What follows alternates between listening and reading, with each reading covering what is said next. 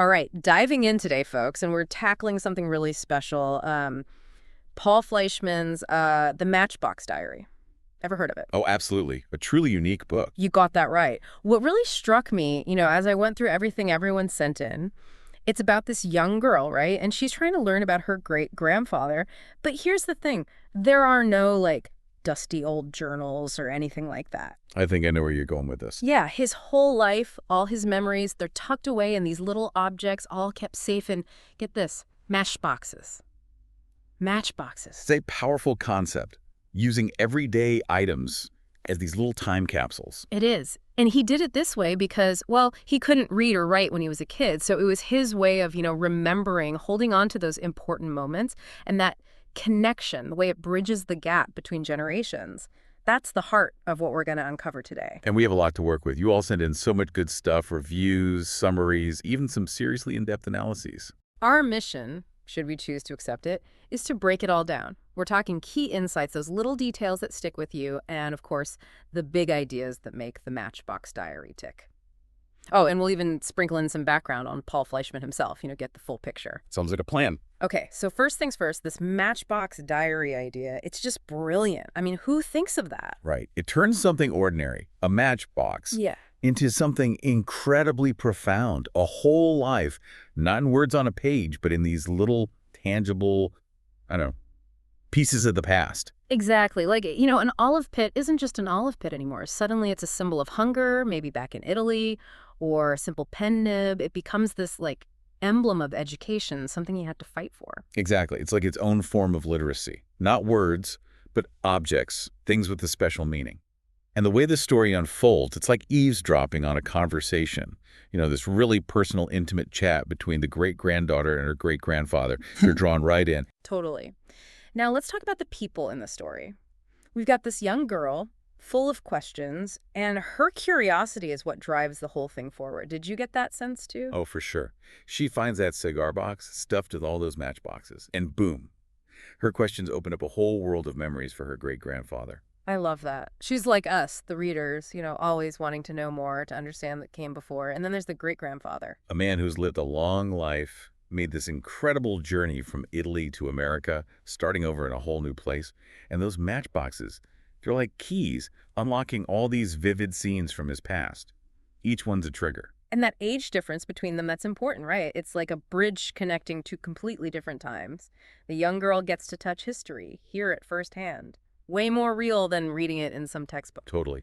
And his being an immigrant, that's woven into everything. His identity, all the stories he tells, well, all goes back to that experience. The challenges, the resilience, leaving his home, coming to a new country. It shapes his whole story. So it all starts, of course, with the girl finding this cigar box, right? Just overflowing with matchboxes. It's in her great-grandfather's house. And it's like, I don't know, like finding a treasure chest full of secrets. Yeah, like unearthing a hidden archive. And then he starts sharing his memories, these really powerful snapshots of his life. Like there's an olive pit, right? His mother gave it to him during a time when food was scarce back in Italy. Just a tiny little thing, but it speaks volumes about hardship, about a mother's love in tough times. Right, right. And there's a pen nib, too. That one symbolizes his struggle to learn how to read and write. Yeah. And it's more than just learning the ABCs, It completely changes his life. Education is a turning point. It comes up again and again. And then there's that fishbone, a reminder of the grueling work he did in the canneries. All those long hours, that was a sacrifice they made, hoping for a better future. And then something like a piece of coal, maybe it represents that feeling of warmth, of security that came with being able to read. It's crazy how these little ordinary things hold so much meaning. It's about more than just the object itself, right? It's what it represents. It's the memories attached to it. And, they're the sunflower seed shells. He saved those, meticulously counting the days of that long journey from Naples to New York. Just imagine how long that voyage must have felt. I know, trying to hold on to some sense of time passing. And then there's a hairpin he found on the boat, a little thing, but it hints at connections, even in the middle of that huge, overwhelming journey. Right, and a bottle cap he saw on his way to the boat. It's a small detail, but clearly it stuck with him. And then you get to the ticket from his first baseball game. It's like amidst all the hardship, a spark of pure joy. It's the whole spectrum of human experience all packed into these tiny boxes. The whole arc of his life is there, From growing up poor in Italy to his dad going to America first, kind of blazing the trail, to his own tough journey across the ocean, arriving at Ellis Island. I can't even imagine what that must have felt like coming to a brand new country. Oh, definitely. The sources actually talk about how nerve-wracking Ellis Island could be, that uncertainty, wondering if they'd even be allowed in. And then the relief, the joy of finding his dad again must have been such a huge moment, especially for a young boy in a strange new place. For sure. A turning point, the start of their new life together. And then all the hard work, the canneries, and those little glimpses of happiness like that baseball game. And importantly, his determination to learn, to read, to better himself. It leads him to the print industry and ultimately to owning his own bookstore. It's a powerful example of, what education can do, how it can change a person's whole trajectory. Absolutely. And you can see how much these stories impact his great-granddaughter. It gets her thinking about her own life, about what objects are meaningful to her, the memories they hold. It's like he's passing on not just his stories, but a whole way of looking at the world, appreciating those little things. And through their conversations, through his experiences, we get this window into what it was like to be an immigrant in America in the early 1900s. It's not just dates and facts, it's real people, real struggles, resilience, dreams, people who wanted a better life. And the importance of education, it just shines through. For the great-grandfather, literacy wasn't just about reading words on a page.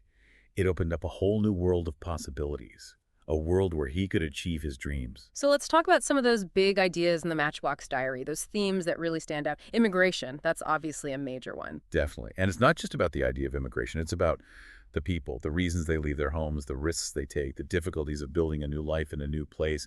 It makes you understand, on a human level. And then there's memory, how we remember, how we hold on to past.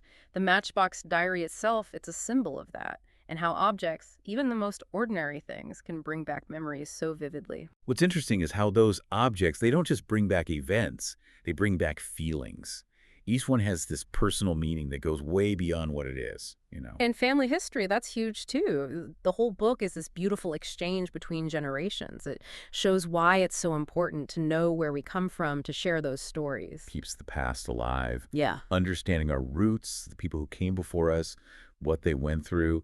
And like we were saying, literacy, such a crucial theme. The great-grandfather goes from not being able to read to becoming a bookstore owner.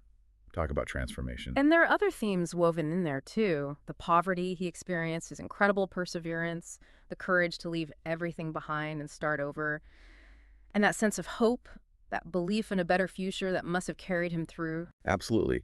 And, when you think about the Matchbox Diary itself, you start to see themes of legacy too, right? He's leaving something behind, a way for his story to continue, for his family to remember him. And that connection between generations, the young girl and her great-grandfather. It's about sharing wisdom, sparking curiosity, learning from each other. Now, if you're like us and these themes really resonate with you, there are other books out there that explore similar ideas. The material you folks sent in had some great suggestions. For example, if you're drawn to the immigrant experience, when Jesse came across the sea and all the way to America, they both offer these really moving personal accounts of coming to a new country, a lot of echoes of the great-grandfather's story there. Right. And if it's memory and family history that grabbed you, Wilfred Gordon MacDonald Partridge is really touching. It's about this young boy who helps an older woman remember things, and the Remember Balloons is a beautiful, imaginative story about what memory is, how it works.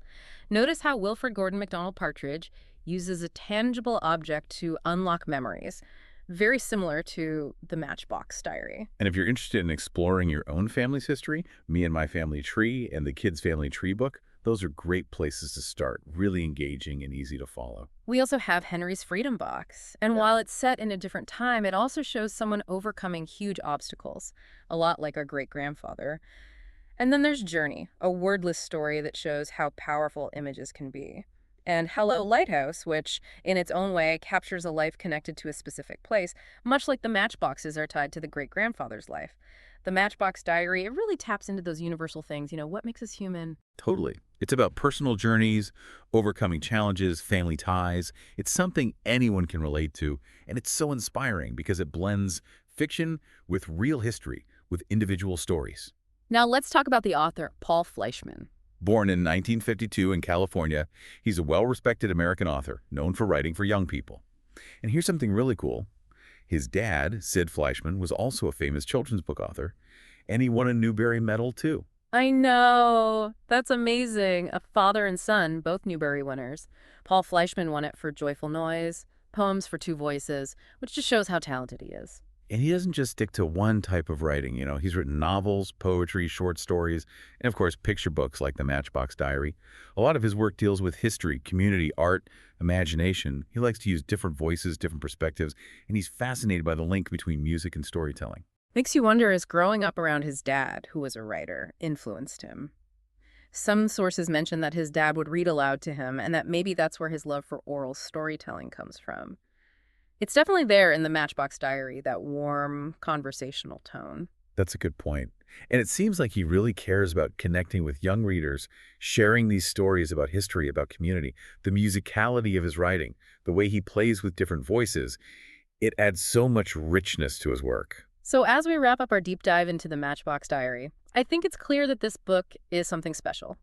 It is. It's a beautiful, insightful look at family, at the immigrant experience, and it's told with so much heart. And it reminds us that those little things, those everyday objects we take for granted, they can hold such powerful stories. It's like a call to look closer, to listen to the stories whispered by the things around us. There's history everywhere. And that brings us to our final thought. Think about your own life. What ordinary objects hold your most important memories? And who in your family could you talk to unlock those stories? It's a chance to explore your own memories, to discover your own family's history.